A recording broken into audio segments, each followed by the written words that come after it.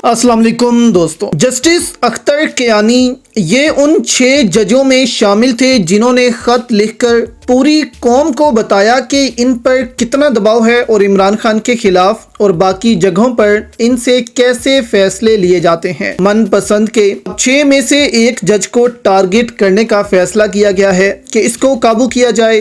क्यों किया जाए ये भी आपके सामने रखते हैं। अब इस्लामाबाद हाई कोर्ट के जज जस्टिस मोहसिन अख्तर कियानी के खिलाफ सुप्रीम जुडिशल काउंसिल में शिकायत दायर कर दी गई है।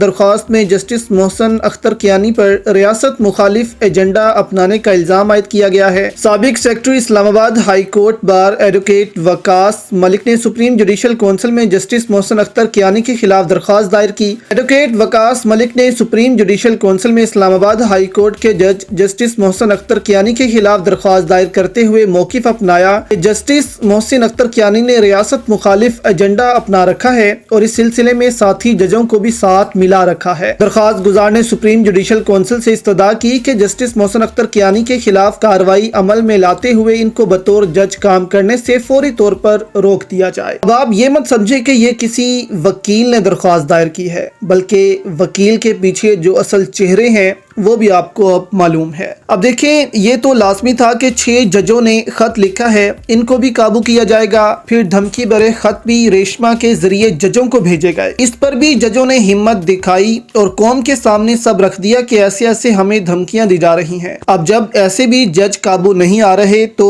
अकेले अकेले करके इनके खिलाफ कार्रवाई शुरू कर दी गई है। 75 सालों से पाकिस्तान की तारीख रही है कि जजों के जरिए सियासतदानों को काबू किया जाता रहा है, इनको मजबूर किया जाता रहा है कि वो ऐसे फैसले करें और जज मजबूरी में ऐसे फैसले करते भी हैं। अब पेशावर हाई कोर्ट के चीफ जस्टिस पिछले दिनों रिटायर हुए हैं। उन्होंने कमाल की तकरीर करते हुए कहा कि अगर मैंने किसी के खिलाफ गलत फैसला दिया तो वो बंदा मुझसे क़यामत के दिन जवाब ले सकता है कि मैंने ऐसा क्यों किया।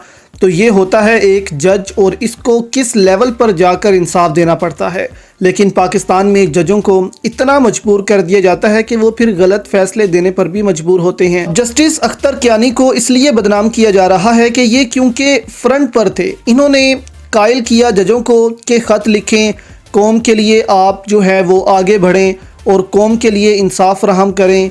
इन सब मुश्किलों को जो है वो कौम के सामने रखें कि कैसे इनको मजबूर किया जाता है। तो फिर वो जज भी इनके साथ मिले और नामालूम को अब पता लग गया है कि इसके पीछे या इनके खिलाफ ये कार्रवाई शुरू कहाँ से हुई। और अब जस्टिस अख्तर कियानी का अंजाम देखकर बाकी जज भी डर जाएं और अपने फैसले वापस लेना शुरू कर दें कि हमने ख़त किसी मजबूरी में दिया, किसी के कहने पर दिया, ताकि ये जो उनका इल्ज़ाम था वो ताकतवरों से ख़त्म हो जाए।